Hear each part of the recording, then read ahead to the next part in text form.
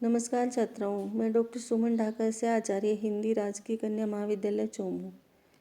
जैसा कि आपको विदित है कि हम ढोला मारूरा दोहा का अध्ययन कर रहे थे, इसी क्रम में आज आगे अध्ययन करते हैं। ढोला मारूरा दोहा का आदिकाल की एक महत्वपूर्ण काव्य कृति है। अन्य रचनाओं की भांति इसके रचयिता, रचनाकाल, मूल पाठ आदि के बारे में विद्वान एकमत नहीं है। डॉक्टर मोतीलाल मेनारिया और डॉक्टर हीरालाल माहेश्वरी इसे कवि कल्लोल की रचना बतलाते हैं। सीताराम लालस ने इसे लोनकरण खिड़िया की रचना माना है। आचार्य हजारी प्रसाद द्विवेदी ने कहा है कि मौखिक परंपरा से प्राप्त दोहों को संकलित कर कुशल लाभ ने चौपाइयाँ जोड़कर इन सबको एक सूत्र में पिरो दिया।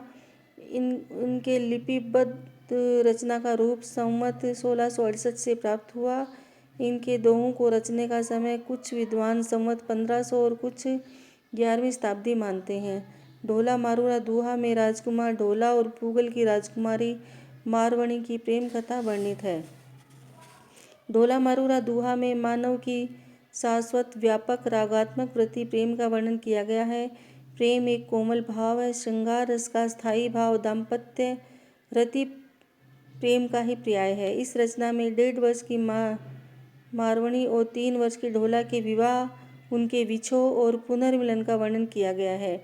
मारवणी जब बड़ी हुई तब उसे अपने पति ढोला की याद आई। वह बड़ी होने पर स्वप्न में अपने पति ढोला को देखती है। तब से वह उससे मिलने के लिए आतुर और दुखी रहती है।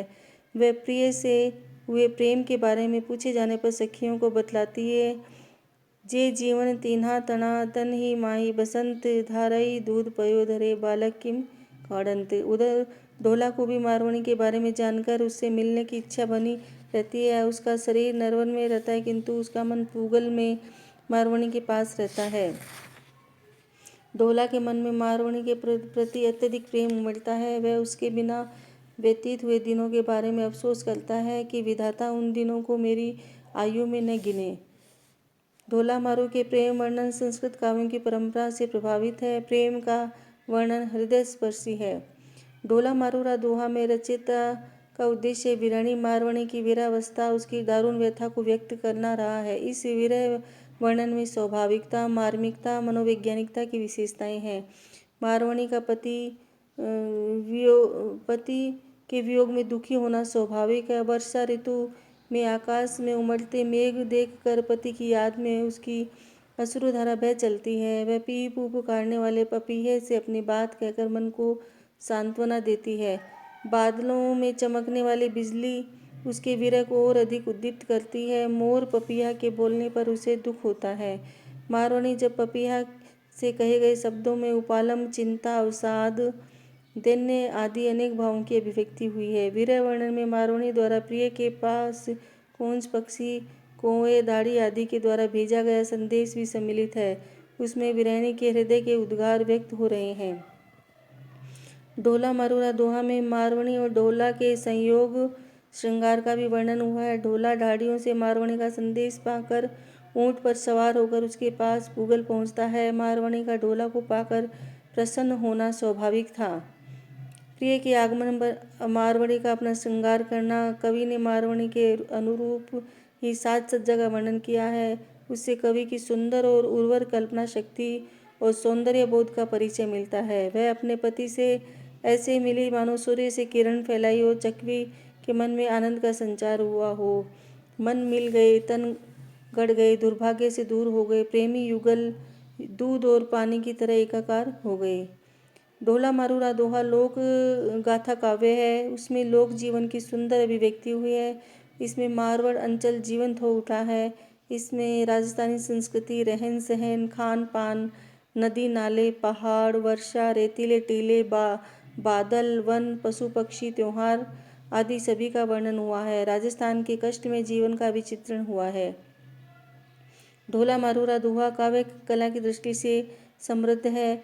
ये लोक गाथा काव्य है और लोक परंपरा में गाए चले आते हुए दोहों को आधार बनाकर व्यवस्थित ढंग से प्रस्तुत किया गया है। इसमें परिवर्तन होता रहा है। इस कारण इसकी भाषा मिश्रित है। इसमें राजस्थानी भाषा के प्राचीन और नवीन रूपों का प्रयोग हुआ है।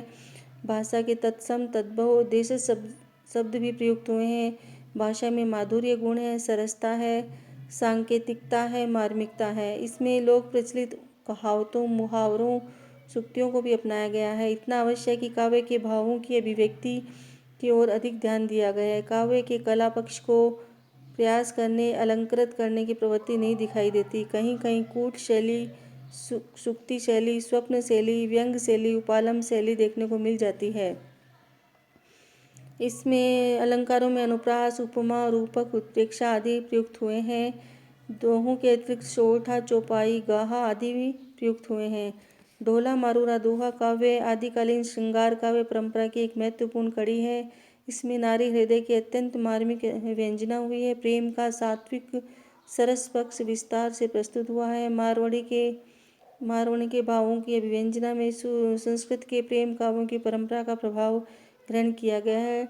ढोला मारूरा दोहा के दोहे श्रृंगार रस की जो परंपरा शुरू करते हैं वह आगे चलकर बिहारी के काव्य में प्रतिफलित हुई है। कबीर और जायसी ने इस काव्य के दोहों का किसी न किसी रूप में उपयोग किया है।